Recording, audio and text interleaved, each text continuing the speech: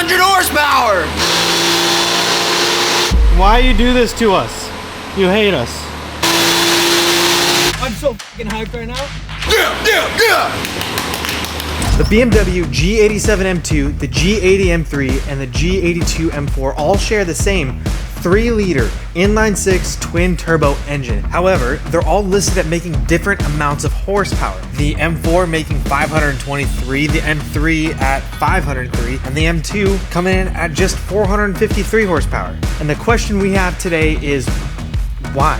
Now, we're gonna do our best today to figure that out. As great as it would be to tear these engines down and take a look at them, that's not really an option for us. But what is an option is throwing the M2 on the dyno to see how much power it makes at the wheel from the factory. If these cars truly are simply just detuned from the factory, that equally would mean you could tune them and make as much power as the M4. The problem with that is that if you want to put a custom tune on these ECUs, you have to spend upwards of $3,000 just to get them unlocked before you can even flash a tune onto them. And that is where our VR Tuned tuning box comes into the picture. But before we dive into anything about these tuning boxes, we just want to say, make sure you guys stick around to the end of the video.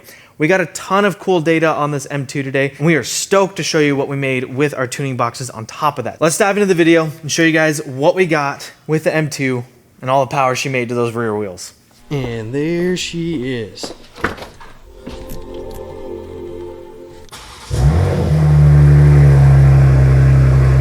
It's very tasteful.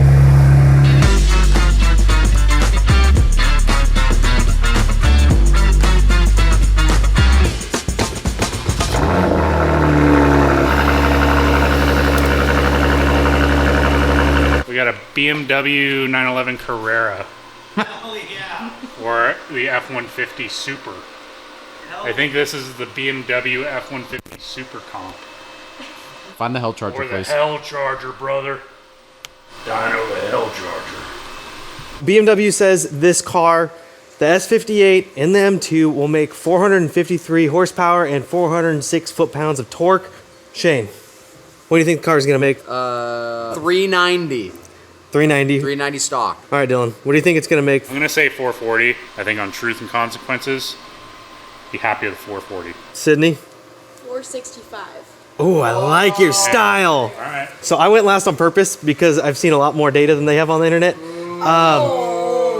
We are 91 octane, but I still think we're going to make 470 at the wheel. I think torque will be 430.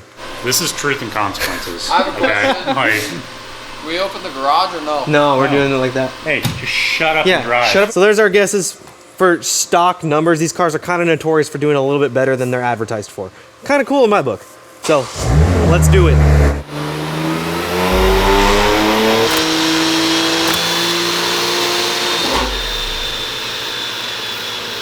Why you do this to us?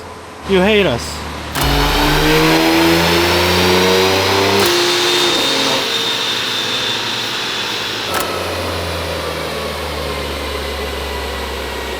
Brother. Okay, after some serious troubleshooting, we came to the realization that we need to do some more in-depth calibration with the dyno. It is best to do this test with a manual transmission. The M2, not a manual transmission, she's an automatic. This is where my old C5 Corvette comes in. This is my daily driver. But the best part about it is that it's a 6-speed transmission and fits the criteria for these calibration runs. Let's get this party moving on.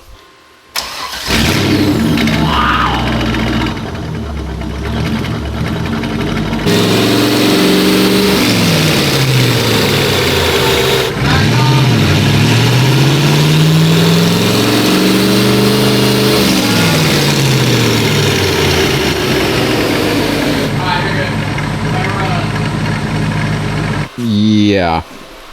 Okay, so based off of the dynamometer, Dynamometer. we got a good curve here, which means we should be good to go. So now we're actually gonna run my car to see how much power it makes. Quite literally 26 years old. I think it'll make around 300. 198. Yeah.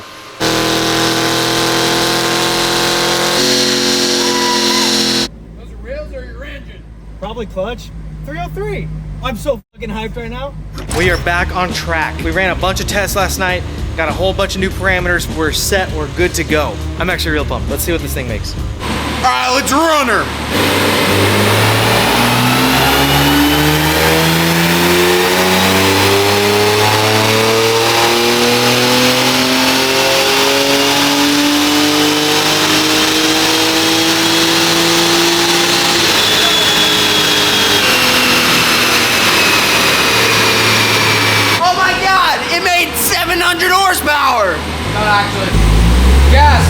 471.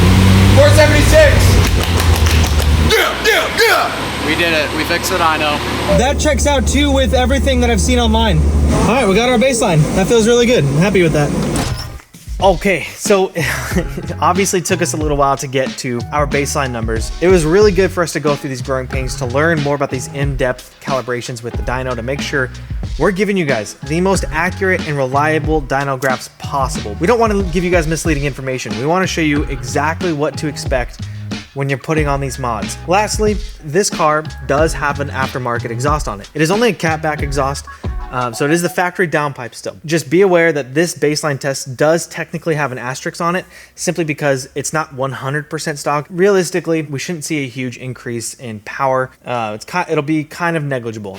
We made 472 horsepower and 437 foot-pounds of torque. That is obviously a little bit more than what they say from the factory, and we're really pumped on that. BMW says 453 horsepower and 406 foot-pounds of torque. As of right now, I honestly do lean towards my guess that these cars are simply just detuned from the factory. And if I was to guess why, I would simply say it's just so the cars don't compete with each other. Why would you buy the more expensive version when you could buy the cheaper version and make the same amount of power? And there's a lot of other different things with that, you know, 4-doors, X-Drive, but on paper, you don't want them all competing with each other. So if I had to guess, I would simply just side with the people thinking that the engines are simply just detuned. Okay, now that we have our baseline, we're gonna turn the tuning box on and see how much power we get with that. First, we're gonna turn it to level 5. We'll make 1 or 2 runs with that, turn it up to level 6, make 1 or 2 runs with that. We might try 7, but usually you see the best results with at 5 or 6. We're just gonna give it a few tries, see what we get. We did give it some time to cool off, but we're gonna fire it up and make some runs.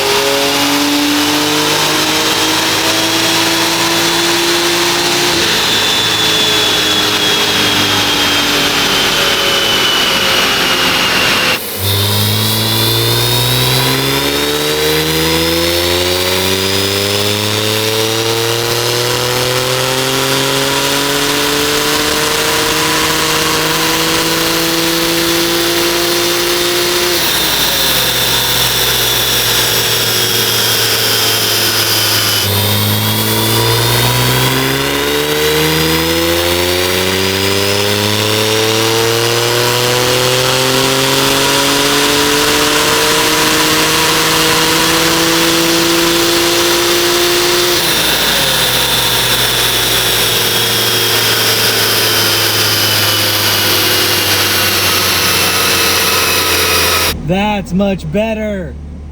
Let's go.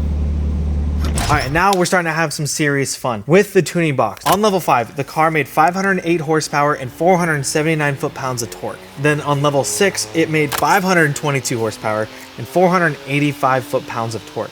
And that, I think, closes the case that these cars are simply just detuned. For a lack of better terms, these tuning boxes are really just piggyback tunes. All they're doing is taking the information from the engine and simply changing what it says, essentially trick the ECU into making more power. So for a significantly less amount of money to unlock your ECU, you can gain upwards of 50 horsepower at the wheel. Now, if you've never modified a car or added power to a car, 50 horsepower may not seem like a ton, but I promise you it is significant when you're talking about daily performance, especially considering when you look at the torque curves on the dyno graphs, we see a lot more consistent torque a lot earlier just from the tuning box, which really means you're going to see an improved 0 to 60 time, which will have a direct impact on your daily driving and the feel of the car. Now, after seeing all these results, and if you guys were to ask me what would I do to improve the car to maximize the performance of these tuning boxes, or even just the car in its stock form, I would say there are 2 things you should do. Number 1, get yourself a good cold air intake for the car. The factory intake isn't terrible, but it definitely can be restricting. And number 2, I would say you should absolutely upgrade the cooling capabilities of the M2. Especially with the tuning box, I did notice that heat soak kicked in much sooner than I expected. And the car does a really good job of keeping temps at bay, but I did notice as everything heat soaked and got warm, even though temps were low and still within the safe margins, the car did drop in performance quite significantly. So I would definitely upgrade the cooling capabilities. But other than that, the car is absolutely fantastic, and we got great results with the tuning box on a stock car. If you're interested in that, make sure you check the links in the description below. And don't forget, as always, there's a special discount code for our YouTube viewers only in the description below. Make sure you go and grab that before you make any purchases on vividracing.com. Well, that's all we got for you guys today. Thank you so much for watching along. And if you guys enjoyed today's video, please give us a like and subscribe and tell us what you guys thought in the comments below. We learned a ton about this M2 and even about, just being better dyno operators. We had a really great time filming this video. We hope you guys are enjoying this. That's all we got for you guys today. Thank you so much for watching. We'll see you next time. Peace.